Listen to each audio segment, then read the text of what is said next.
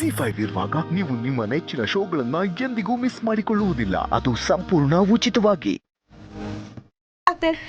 ಅಯ್ಯಯ್ಯೋ, ಇದೆಯಲ್ಲ ಏನವ ಎದಳ್ಮಕ್ಕೆ.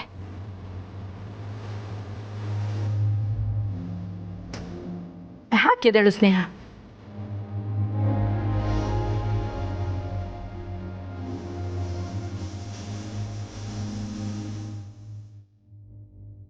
ನನಗಿವತ್ತು ಈ ಮನೆ ಸೊಸೆ, ಅದಕ್ಕೂ ಹೆಚ್ಚಾಗಿ ಬಂಗಾರಮ್ಮನ ಸೊಸೆ ಅಂತ ಹೇಳಿಸ್ಕೊಳ್ಳೋಕ್ಕೆ ತುಂಬಾ ಹೆಮ್ಮೆ ಅನಿಸ್ತಿದೆ ಅತ್ತೆ.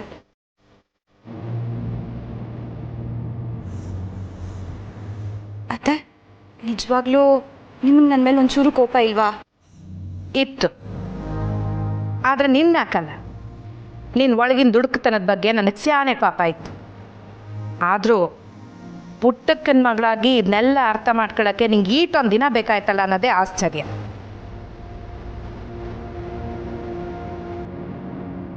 ಅತ್ತೆ, ನಿಜವಾಗ್ಲೂ ನೀವು ನನ್ನ ನಿಮ್ಮ ಸೊಸೆ ಅಂತ ಒಪ್ಕೊಂಡಿದ್ದೀರಾ? ದೀಟ ಹೇಳ್ಬೇಕು ಅಂದರೆ ನೀನು ಸ್ಯಾನೆ ಸ್ವಾಭಿಮಾನಿ, ಧೈರ್ಯವಂತೆ, ವಿದ್ಯಾವಂತೆ, ವಿಚಾರವಂತೆ, ಎಲ್ಲ ಸರಿನೇ. ಆದರೆ ನನಗೆ ನನ್ನ ಸೊಸೆಯಾಗಿದ್ದು ಯಾವುದು ಬೇಕಾಗಿರ್ಲಿಲ್ಲ ಕಣವ. ನೀನು ಪುಟ್ಟಕ್ಕನ ಮಗಳಾಗಿ ಮಾತ್ರ ಇಲ್ಲಿಗೆ ಬಂದಿದ್ರೆ ಸಾಕಾಗಿರ್ತಿತ್ತು. ಈ ಮನೆಗೆ ಅವಶ್ಯಕತೆ ಇದ್ದಿದ್ದು ಆಟೆ.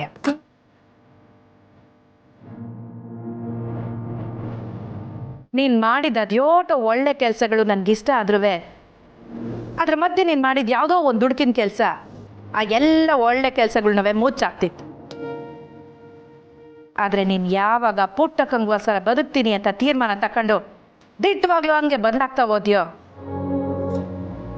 ನನ್ನ ಮನಸ್ಸು ನಿನ್ನ ಒಪ್ಕತಾವಾಯ್ತು.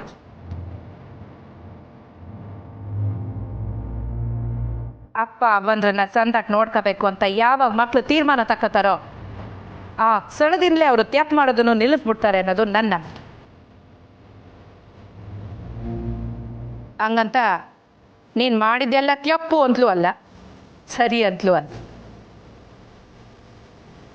ಹಂಗೆ ಇವತ್ತು ನಾನು ನಿಮ್ಮ ಮನೆಗೆ ಕಾಗದ ಪತ್ರ ಹುಡ್ಕೊಂಡು ಬಂದಿದ್ದು ನಿನ್ನಾಕಿನ ಸಂಶಯದಿಂದ ಅಲ್ಲ.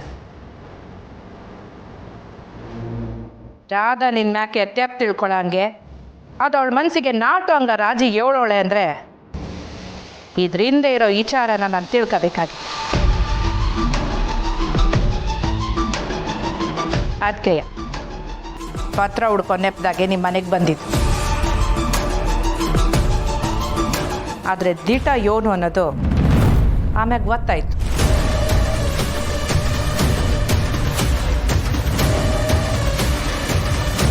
ಸ್ನೇಹ, ರಾಧಾ ಇನ್ನು ಚಿಕ್ಕ ಹುಡುಗಿ, ಅವಳಿಗೆ ಸುಣ್ಣದ ನೀರು ಹಾಲಿನ ಮಧ್ಯೆ ಇರೋ ವ್ಯತ್ಯಾಸ ಗೊತ್ತಾಗಕ್ಕಿಲ್ಲ. ಈ ಮನೆಗೆ ಒಳ್ಳೇದಾಗಲಿ ಅಂತ 3 ಹೊತ್ತು ಕಾಳಜಿ ಮಾಡ್ತಿರ್ತಾಳೆ. ಅವಳು ನಿನ್ನ ಆರೋಪ ಮಾಡಿದ್ಲು ಅಂತ ನಿನ್ನ ಮನಸ್ಸಿಗೆ ಹಚ್ಕೋಬೇಡ, ಆಯ್ತಾ?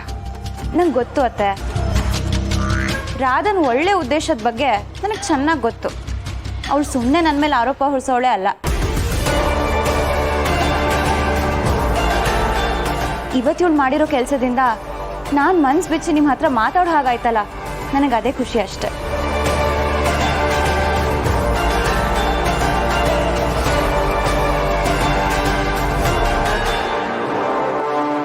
ಯಾಕೆ ರಾಧಾ ತಲೆ ತಗ್ಸಿದ್ಯಾ? ಇಲ್ಲಿ ನೋಡು, ಇವತ್ತು ಈ ಮನೆ ಖುಷಿಗೆ ಕಾರಣ ನೀನೆ. ತುಂಬ ಥ್ಯಾಂಕ್ಸ್.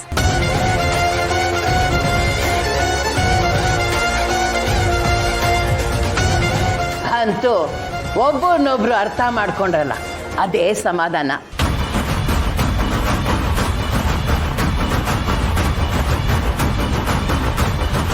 ಈ ದಿನ ನೀನೊಂದಿಕ್ಕು ಇವಳೊಂದಿಕ್ಕು ಅಂತ ಇದ್ರಿ. ಮೂಗು ತೋರಿಸ್ಕೊಂಡು ಬರೋರಿಗೆ ಸರಿಯಾದ ಉತ್ತರ ಕೊಟ್ಟಿದ್ದೀರಾ. ಅಷ್ಟು ಸಾಕು, ಇನ್ನು ಮುಂದಕ್ಕೂ ಹಂಗೇ ಬಾಡಿ.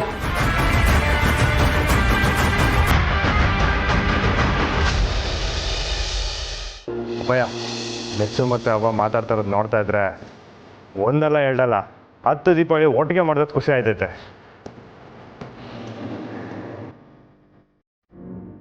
ಬಂಗಾರ చాలా ಥ್ಯಾಂಕ್ಸ್ ಬಂಗಾರ. ಈ ದಿವಸಕ್ಕೋಸ್ಕರ ನಾನು 7 ದಿನ ಕಾದೆ ಗೊತ್ತಾ. ವಾ ವಾ ವಾ ವಾ ಈಟೊಂದು ಖುಷಿ ಯಾಕೆ? ನಾನು ಇನ್ನೂ ನಿನ್ನ ಹೆಂಡ್ರನ್ನ ಪೂರ್ತಿಯಾಗಿ ನಾನು ಸೊಸೆ ಅಂತ ಒಪ್ಕೊಂಡೇ ಇಲ್ವೇ?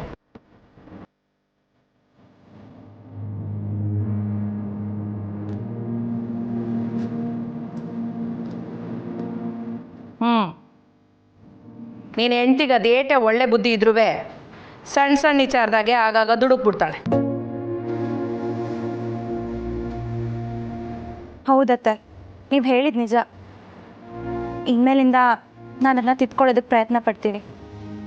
ಯಾವುದೇ ವಿಚಾರ ಆಗಿರಲಿ ಸರಿಯಾಗಿ ಯೋಚನೆ ಮಾಡಿನೇ ನಿರ್ಧಾರ ತಗೋತೀನಿ.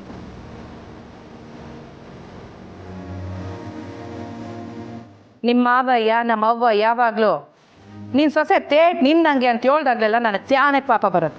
ಯಾಕೆ ಗೊತ್ತಾ? ನಾನು ಸಿಡುಕ್ತಿದ್ದೆ, ನೀನು ದುಡುಕ್ತಿದ್ದೆ. ಆದರೆ ನಾನು ಸಿಡುಕ್ತಾ ಇದ್ದಿದ್ದು ಮನೆಯವ್ರ ಮ್ಯಾಗಿನ ಕಾಳಜಿಯಿಂದ. ಆದರೆ ನಿನ್ನ ದುಡುಕಿಂದ ಸ್ಯಾನೆ ಜನರಿಗೆ ತೊಂದರೆ ಆಗ್ತಿತ್ತು. ಅದೊಂದು ವಿಚಾರದಾಗೆ ನೀನು ಬದಲಾಗ್ಬಿಟ್ರೆ ನೀನು ಸ್ಯಾನೆ ಒಳ್ಳೆಳೆಯ. ಇನ್ನು ಮುಂದೆ ನೀವು ಗೀಚಿದ ಗೆರೆನ ನಾನು ಯಾವತ್ತೂ ದಾಟಲ್ಲ ಅತ್ತೆ. ಪುಟ್ಟಕ್ಕನ ಮಕ್ಕಳು ಗೆರೆ ದಾಟೋ ಮತ್ಗೆಯ ಗೀಟೊಂದು ಧೈರ್ಯವಂತೆ ಆಗಿರೋದು. ನಾನು ಹೇಳ್ತಾ ಇರೋದು ನೀನಿಡೋ ಹೆಜ್ಜೆಯಿಂದ ಬೇರೆಯವ್ರಿಗೆ ತೊಂದರೆ ಆಗಬಾರ್ದು ಅಂತ. ಸರಿಯಾಗಿ ಹೇಳ್ದೆ ಬಂಗಾರ. ನನಗೆ ಗೊತ್ತಿತ್ತು ನನ್ನ ಮಗಳು ಸುಮ್ಕೆ ಯಾರ ಮ್ಯಾಕೂ ಕೋಪ ಮಾಡ್ಕೊಳಕ್ಕಿಲ್ಲ ಅಂತ. ಸ್ನೇಹ, ನನ್ನ ಮಗಳು ಬಡ್ಡಿಗೆ ಹಣ ಕೊಡ್ತಾಳೆ ಅಂತ ಕೋಪ ಮಾಡ್ಕೊಂಡಿದ್ಯಲ್ಲ, ಈಗ ಗೊತ್ತಾಯ್ತಲ್ಲ ನನ್ನ ಮಗಳಿಗೆ ಎಂಥವಳು ಅಂತ. ಇನ್ನು ಮುಂದೆ ಅತ್ತೆ ಸೊಸೆ ಮಧ್ಯೆ ಯಾರಿಗೂ ಪ್ರವೇಶ ಇಲ್ಲ.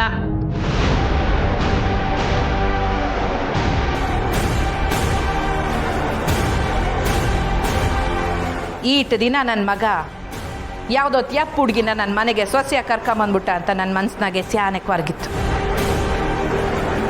ಆದರೆ ಇವತ್ತು ಮನಸ್ಪೂರ್ವಕವಾಗಿ ಹೇಳ್ತೀವಿ, ಸ್ನೇಹ ನೀನು ಈ ಮನೆಗೆ ಸೊಸೆ,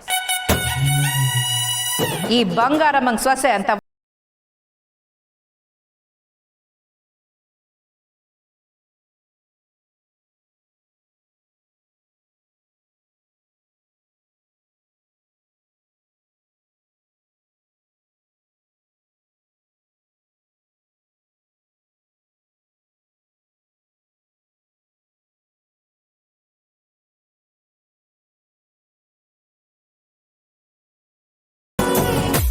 ಇಬ್ರು ಸಂದಕ್ಕಿವಿ.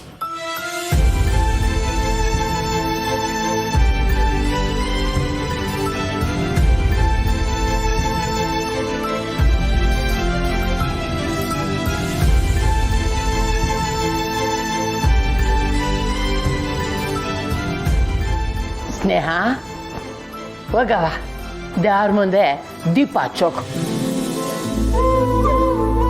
ಸರಿ ಅಜ್ಜಿ. ZEE5 ಆಪ್ ಡೌನ್ಲೋಡ್ ಮಾಡಿ ಎಲ್ಲಾ ಸಂಚಿಕೆಗಳನ್ನು ಸಂಪೂರ್ಣ ಉಚಿತವಾಗಿ ನೋಡಿ.